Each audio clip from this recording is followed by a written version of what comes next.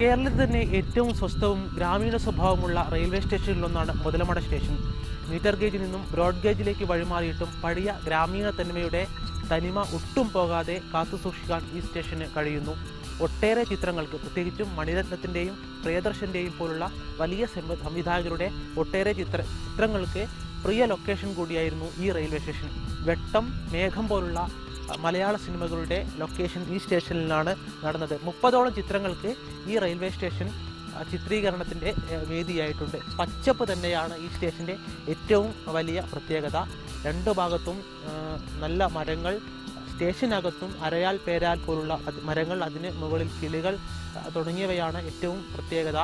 മറ്റ് സ്റ്റേഷനിൽ നിന്നും വിഭിന്നമായി വലിയ തിരക്കുകളോ ആൾക്കൂട്ടമോ എപ്പോഴും പോകുന്ന വണ്ടികളോ ഈ പാലക്കാട് പൊള്ളാച്ചി പാതയിൽ ഇല്ല. വല്ലപ്പോഴും വരുന്ന ആളുകളാണ്. വിരലിലുണ്ടാവുന്ന വണ്ടികൾ മാത്രമാണ് 7 വർഷങ്ങൾക്ക് മുമ്പുണ്ടായിരുന്നത്. 7 വർഷം വരെ ഈ സ്റ്റേഷൻ അടച്ചിട്ടതായിരുന്നു.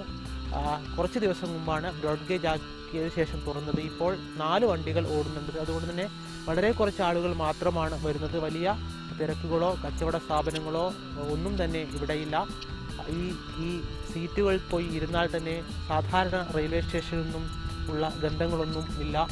പകരം കിളികളുടെയും മറ്റ് പ്രകൃതിയുടെ ഗന്ധങ്ങളാണ് നമുക്ക് ശ്വസിക്കാനാവുക. വളരെ സ്വസ്ഥമായ അന്തരീക്ഷമാണ് ഈ സ്റ്റേഷൻ്റെ ഏറ്റവും വലിയ പ്രത്യേകത. കാലങ്ങളായി തന്നെ ഇതിങ്ങനെ തന്നെ സൂക്ഷിച്ചു കിടക്കുന്നു.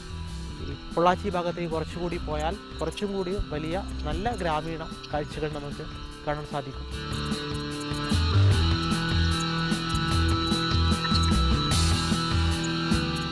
പ്രകൃതി ഭംഗിയമായിട്ടൊരു സ്റ്റേഷനാണ് മുതലമട. അതായത് ഞാനൊരു റെയിൽവേ സ്റ്റാഫാണ്. തെക്കേ ഇന്ത്യയിൽ വെച്ച് ഏറ്റവും നല്ല സ്റ്റേഷനാണ് ഈ മുതലമട. ഇതേമാതിരി സ്റ്റേഷൻ എവിടെയും ഇല്ല.